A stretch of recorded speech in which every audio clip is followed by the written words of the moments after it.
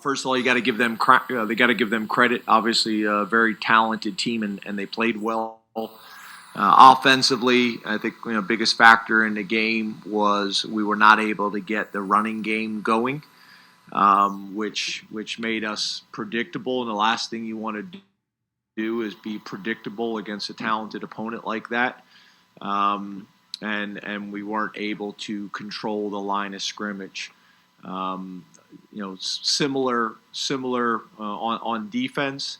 We weren't able to get them off schedule. They were comfortable all day long in terms of being able to mix the run and the pass and have success at both and fall forward on tackles. So they just stayed in manageable situations the entire game. So that really hasn't been how we've played them. Although we were able to keep it for most of the game a 2-score game.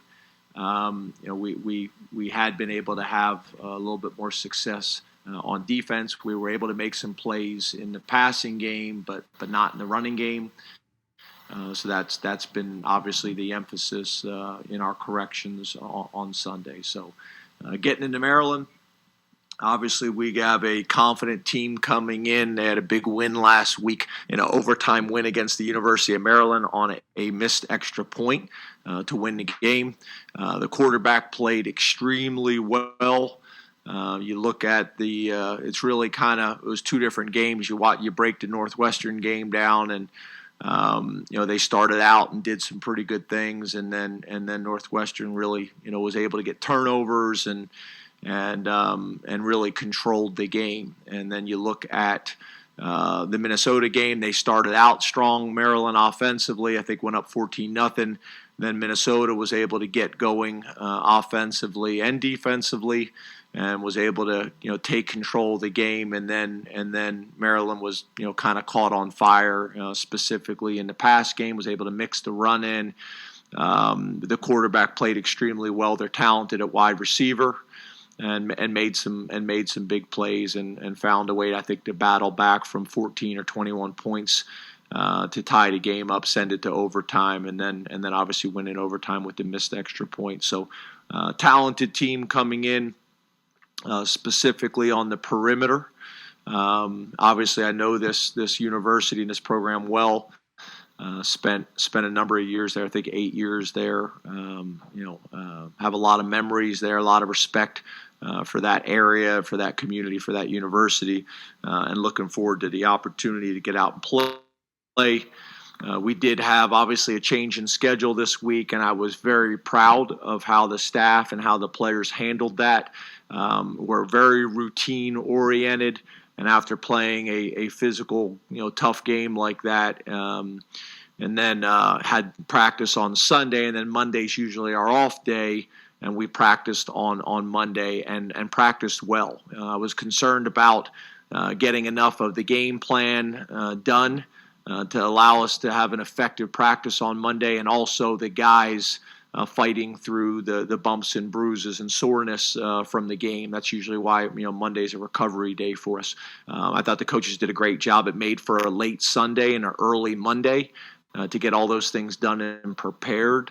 But I thought we had a excellent practice on Monday. Now today's our off day. We'll clean some things up, finish the game plan up, and then get back with the guys tomorrow on Wednesday for a good practice. So open up the questions, and again, appreciate everybody being here. First question, I'll go to Mark Brennan, Lions 247 with Fight on State. Rich Scarcelli, you're on deck.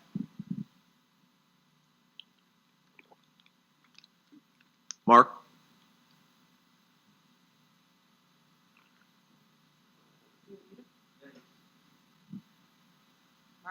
It shows that he's unmuted. Mark? Mark, can you hear me? Mark? Yeah, we can't hear you, Mark. Well, Mark, we'll come back to you. We will move on to Rich Scarcella. Good afternoon, James. How are you? Hey, Rich. You, again, mentioned the line of scrimmage. Is your problem from physical guarding mistakes or physical mistakes? Well, I think first of all, Ohio State is obviously very talented. You got to give them credit. I think it starts with that. There was a number of plays where we actually, if when you watch the tape, we actually had things blocked well and had a running lane, and a guy would rush up the field, stick his foot in the ground, and retrace, tackle us in the hole for a yard, or two gain. But I do think there's some aspects of a little bit different philosophy, a little bit different offense, not as much confidence early on that you're usually able to work through early in the season. So I think it's a little bit of both. I think it's a little bit of mental, it's a little bit of physical. But again, I know, nobody wants to hear that. We got to get it done, and I'm confident in what we're going to be able to do this week. But I think it's a combination of those factors, Rich. We're going to go back to Mark Brennan. Ben Jones, you're on deck. You got me now, James? Yes, sir. Okay, sorry about that. I noticed that Keandre is listed as a starter now. Can you tell us kind of how he got to that level, what he brings to the table, and what you thought of the development of your wideout in that Ohio State game? Thank you. Yeah, so appreciate it. We made some of those changes. I think you guys know Cam Sullivan-Brown's a guy we were really excited about, and he had some things going on that wasn't going to allow him to play the way he wants to play, and that we know that he's capable of playing. So he's available, but Keandre, is a guy that we saw do some really good things during camp, but was still a true freshman, and kind of wanted him to come along with Cam. And between Cam's circumstances and Keandre's, it's kind of how it played out. So we wanted to document that for you guys as much as we possibly could. But feel good about both those guys. We do think Keandre's got a very bright future. He's got tremendous quickness and ball skills. He's an emotional guy. He's a passionate guy. We got to get him to be able to move on to the next play and keep his composure and poise. But he cares a lot, and he's extremely passionate about playing and playing well. And we see that with Parker as well. Those two guys are very close and have trained well. And came in, with a very mature approach. And obviously Jahan did some really good things on Saturday. So we want to build on that. We think, Parker's got a chance to take another step this week. We think Keandre, and a combination of Keandre and Cam Sullivan-Brown, we're excited about that. We do have TJ Jones available, for us this week, and that's exciting too, because he's a guy, that we were pretty excited about, during training camp.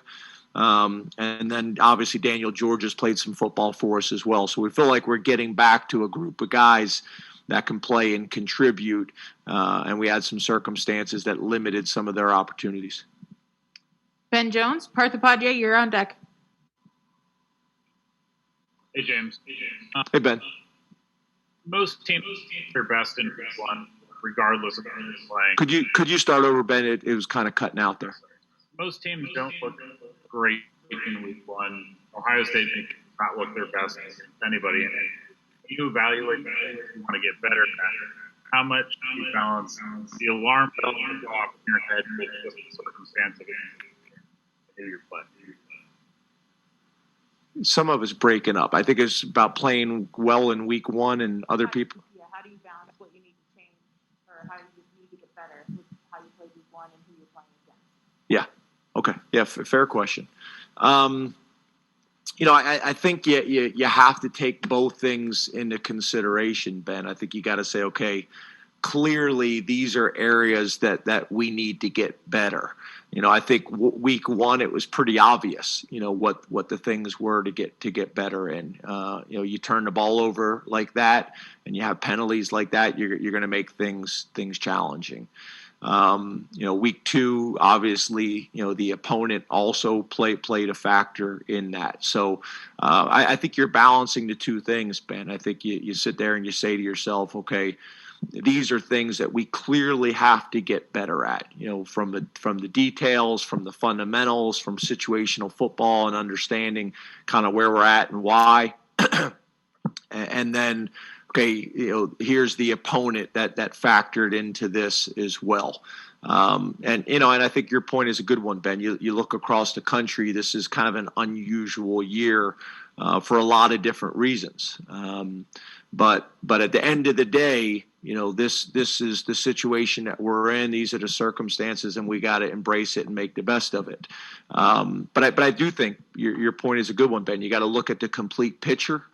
You got to be honest with yourself. You got to be critical of yourself. You got to identify the areas that you can get better and should get better, and fix those things. And some things are short fixes that you can do immediately, and some are long-term things that you're going to have to approach as well. So for me, Ben, as much as I possibly can, I'm always trying to look at it from both lenses, from a short-term issues that we need to get resolved, and also the big picture and how the whole puzzle fits together. Parth Upadhyay, Center Daily Times, and Corey Geiger, you're on deck. Hey, Coach. Appreciate it. Thank you. You too, Parth. I know, obviously, starting over Penn State is under territory for you, under territory for the players. How have you seen better and handle that adversity? What have they done with morales in terms of trying to whoever's handling this sound, I'm having a hard time hearing it clearly. It's okay. Parth, one more time, but if you could speak as loud as you can. I'm having a hard time picking up all the words when you guys speak. Yeah, I was just saying that I know, obviously, at Penn State, unfamiliar territory to go to start the season. Last year, y'all won straight, and since you've been here, I think y'all won at least 4 straight to start the year. How have your players kind of handled that?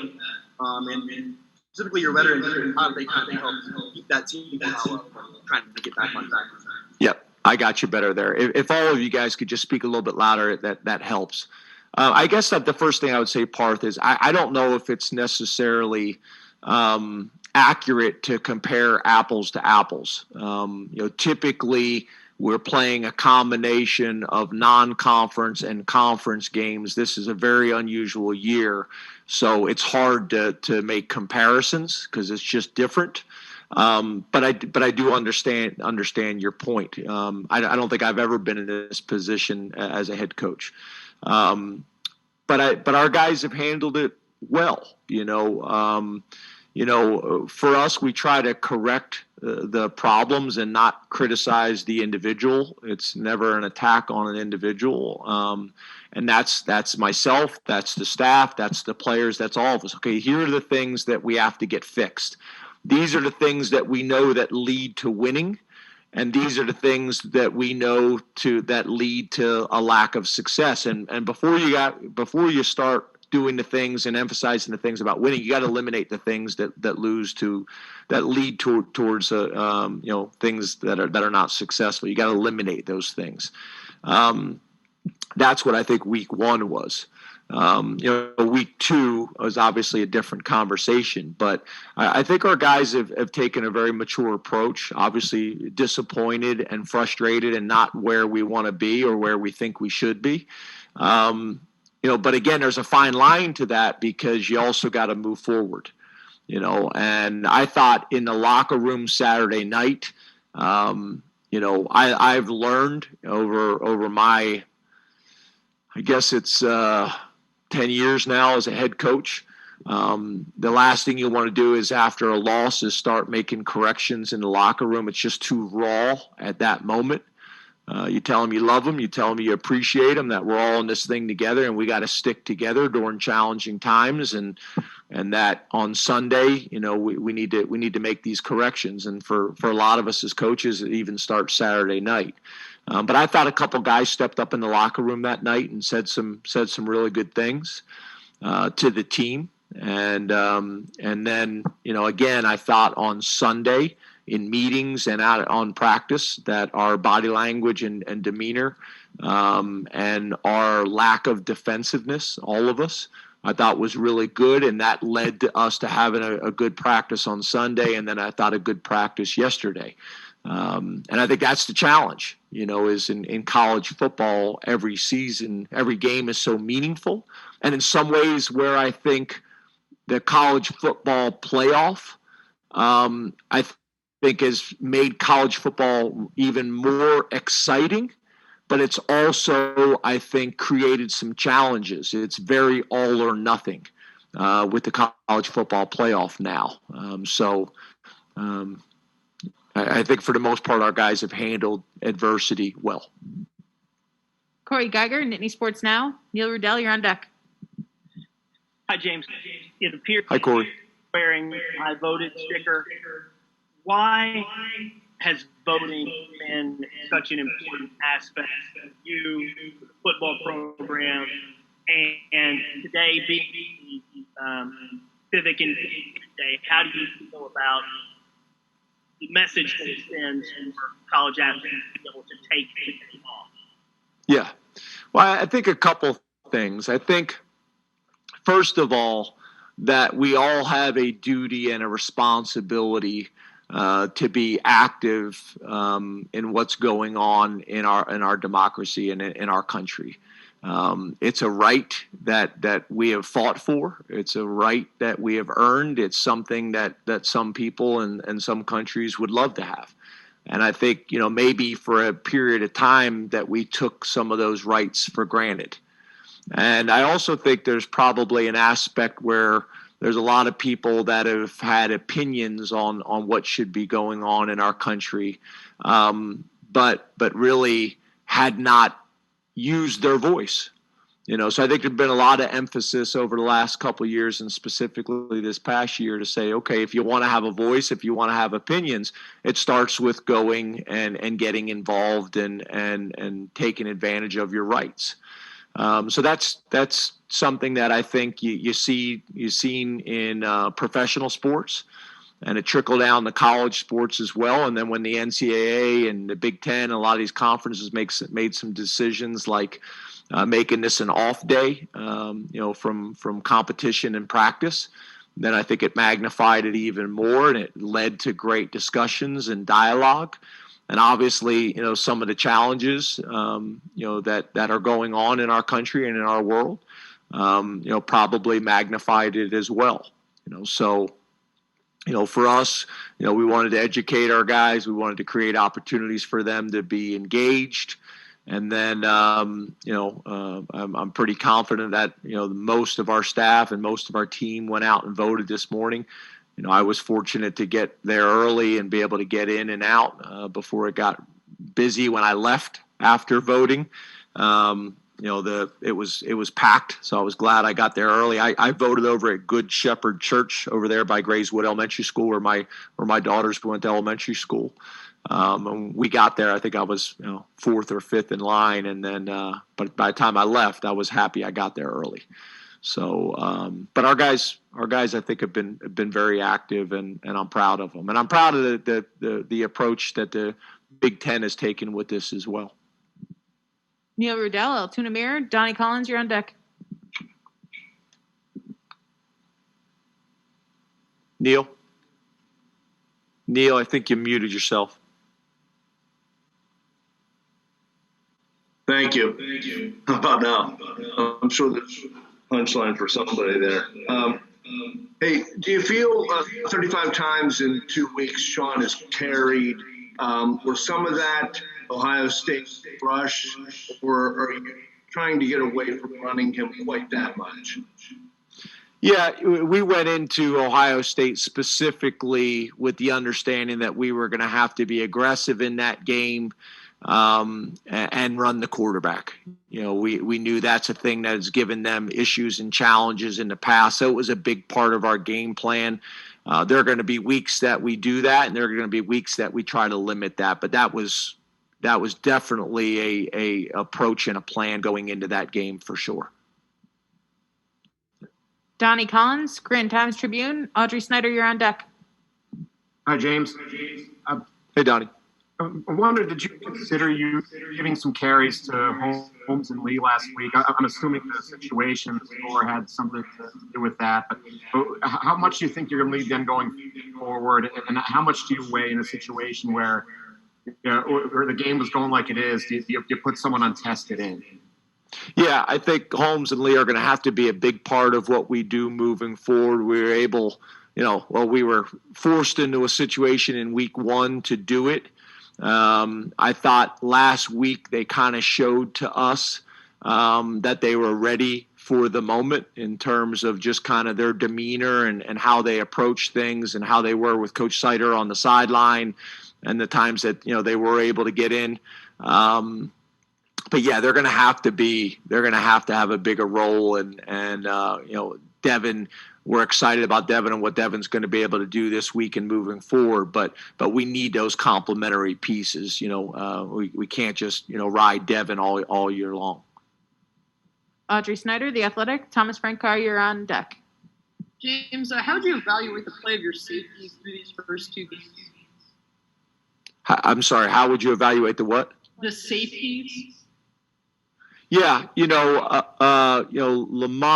and Brisker, and you got Sutherland, who's played as well, and then we've gotten Jair probably more reps than we probably anticipated.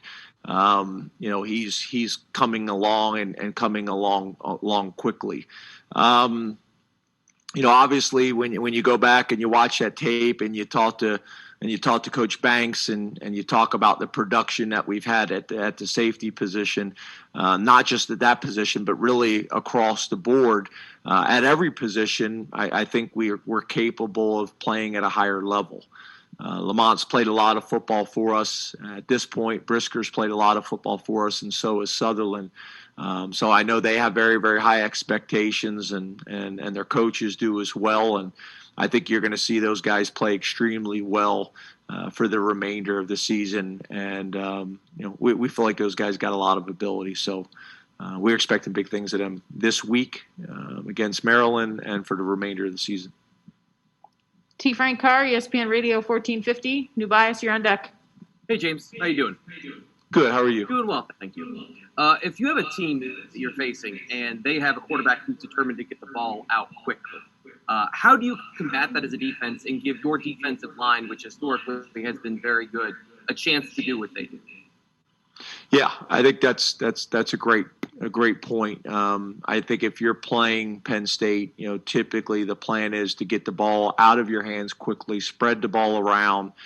And we've seen people in the past, have some success and be able to run like a ball control offense. So I think, some of the things that we can do from a coverage perspective, where you're not providing as much access, which is going to force quarterbacks to move on to the second progression or not throw timing routes, is going to force the quarterback to hold on to the ball. Obviously, being able to be, good against the run, which is something we've been pretty good about in the last 6 years, to force people into second and longs or third and longs where they do have to push the ball down the field a little bit further and hold on to the ball a little bit longer, then that's when you have a chance to be successful. But if you allow people to stay on schedule and throw the ball on time and get the ball out to free access or to first progressions, then you're going to have a hard time, getting pressure on the quarterback the way we want to. I think the other thing you have to do, especially when you're playing a quarterback that maybe is under 6 foot, is when you're not able to get to the quarterback, are you able to get your hands up and knock some of those balls down? We have not done a whole lot of that over our 6 years here. I think that's an area that we can be better at. Those batted down balls in the passing game are big-time plays too. New Bias Wilborn, Pittsburgh Post-Gazette. Joe Giuliano, you're on deck. James, assuming everything goes right, this will be, at least since you've been a Big Ten coach, the first season where you'll compete against two African-American in the same season. What does that mean to you specifically, Coach Locke? What is the match up with them? Yeah, so Obviously, me and Locks have known each other for a long time. We were on a staff together, at the University of Maryland. We've competed against each other for a number of years. But I do think it's great to see in our conference, more diversity. And I think that's in the head coaching positions. I think that's in coordinator positions. I think that is in, staffs. I think that's important, and I think the Big Ten, in some ways, is leading the way, nationally. So for me, when it comes down to it, it's about the game, and it's about finding a way to be successful against the University of Maryland. But I do take a lot of pride in our conference and what our conference is doing, and some of the decisions that our presidents in our conference, as well as athletic directors in our conference, are making, which is hire the most qualified person available. And it's great to see that, obviously, with Coach Tucker as well and Lovey. It's something that I think we take a lot of pride in. But again, during the season, you're just trying to get wins and represent your university the right way. But I do think those individual universities, as well as our conference as a whole, I think it's something that the conference should be getting credit for. Joe Giuliano, Philadelphia Inquirer. Bob Flounders, Penn Live, you're on deck. Hello, James. Hey, Joe. I wondered what your impressions were of the Maryland quarterback, Tagovailoa. He had not a good first week, but a great second week. And I wondered if you had seen enough of his brother, Tua, to make any comparisons. Yeah, I thought he played extremely well in week 2, and they have a talented group of wide receivers around him as well, which helps. But I thought he played extremely well. You watch that Minnesota game, it's hard not to be impressed. You look at the completion percentage, you look at the decision making, you look at his ability to make plays with his feet, as well as extend plays in the pocket. It was impressive, and for them to start out strong and then rally at the end to send it to overtime and then make the plays that they were able to make. We got a hot quarterback coming in here, and whenever you got a hot quarterback in college football or the NFL, you got a chance. So it's going to be a tremendous challenge. In terms of comparisons with Tua, we didn't play against them in college, and I don't really have the time to watch the NFL right now. But obviously, I got tremendous respect for their family.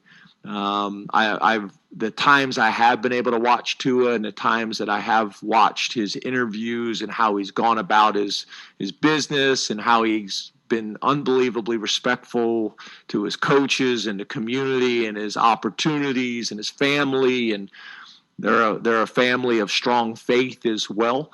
I've just been impressed with the family, and got a lot of respect for them and how they've gone about their whole process. So I think it's good for college football, but we got an opportunity to play the little brother, and he did a bunch of great things on Saturday. And in some ways, although I think he's done a great job of embracing it, I also think it's tough. It's tough to be the little brother of a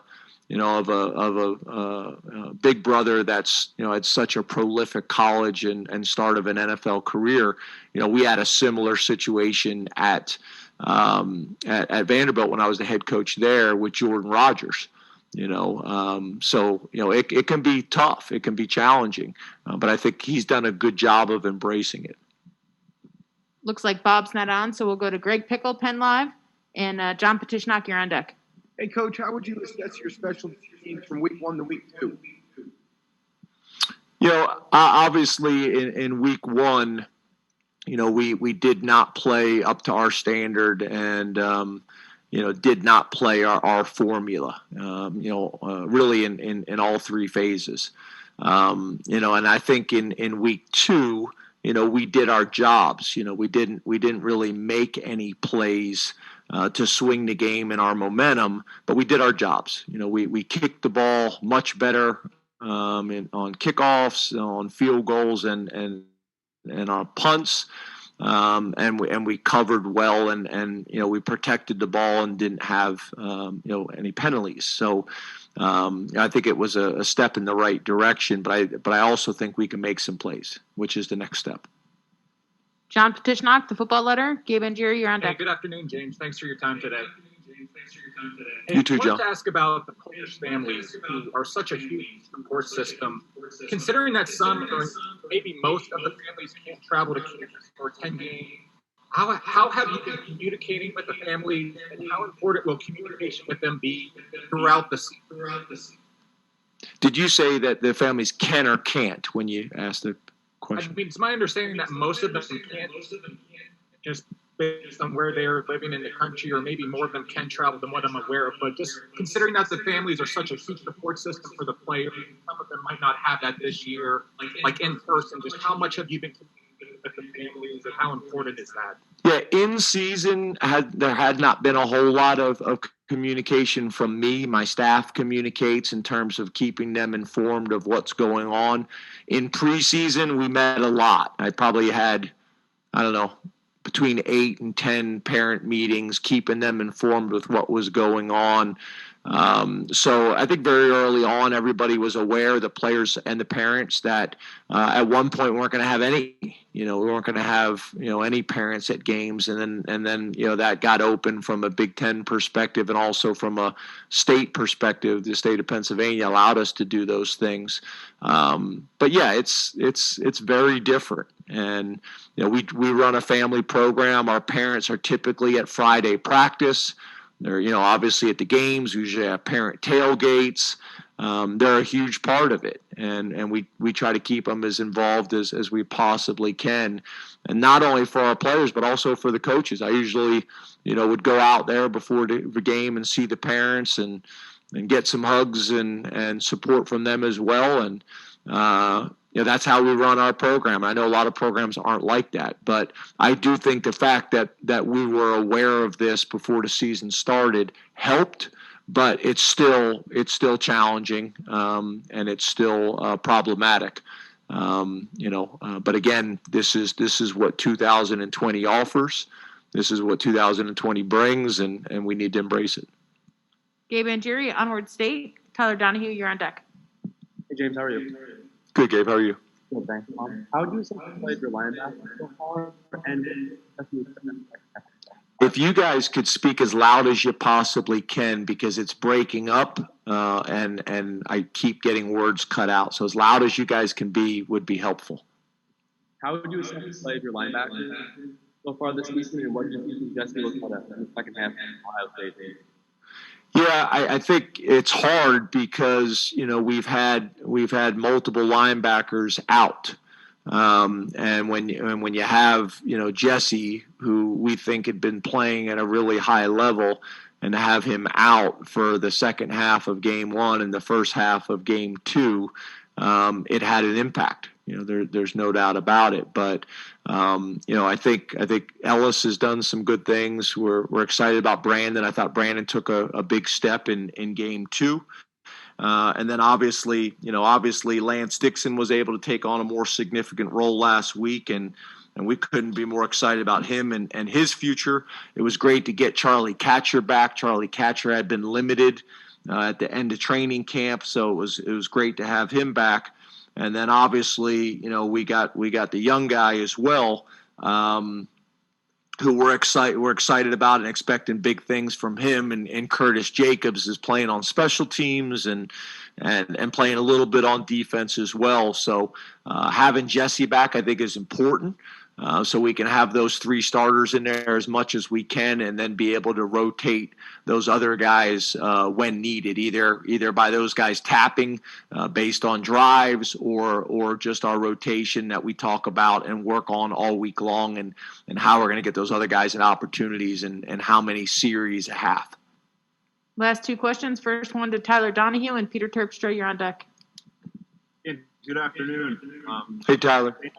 Staying on defense, at that slot coverage, Lamont Wade's been the guy we anticipated he'd be the guy to do that star role. Do you kind of take a look at other players over the course of the practice series, and you assess utilizing others? Peyton Ellis by Terry Smith had a star role at some point in the not too long ago. I haven't seen much of him. What are your thoughts on the spot? I think Wilson had a big performance for you guys on Saturday. Yeah, so again, we're going to have to find a way to work on this a little bit because I'm having a hard time hearing you guys clearly. But I think your question was about the star position and Lamont Wade as well as other guys at that position. Is that correct? If you could nod your head. Now he's muted. I can't hear him. Yes, and I specifically mentioned Keaton Ellis. That's the guy that Terry Smith had mentioned, maybe contributing in that role. We haven't seen much of him through these 2 weeks. Yeah, Keaton wasn't available last week. As you guys know, I don't get into those things a whole lot. We're hopeful to get him back sooner rather than later. And as you know, he's played a lot of football for us already as a true freshman. So, we'd love to get him back. Hardy's a guy who's played some reps and done some good things. We need to keep bringing him along. But Lamont is the guy in that role right now. And hopefully, again, as Hardy gains experience, he'll gain confidence and production in there too. Peter Terpstra, WTAJ.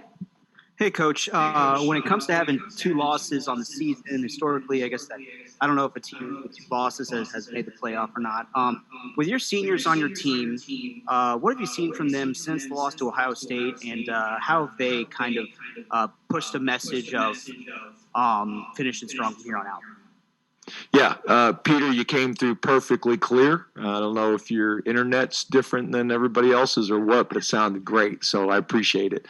For us, we don't really talk like that anyway. I think the people that have covered us for a number of years, we just want to be 1-0, and we want an opportunity to win this week and play well this week and do that week by week and day by day. So that's always our message. That's always our mantra. It's served us well over the last 6 years. I know there's frustration this year. I get it. Trust me, there's nobody, more frustrated than the players in our locker room and our staff. But that's been an approach that's served us well, and we'll continue to invest in it.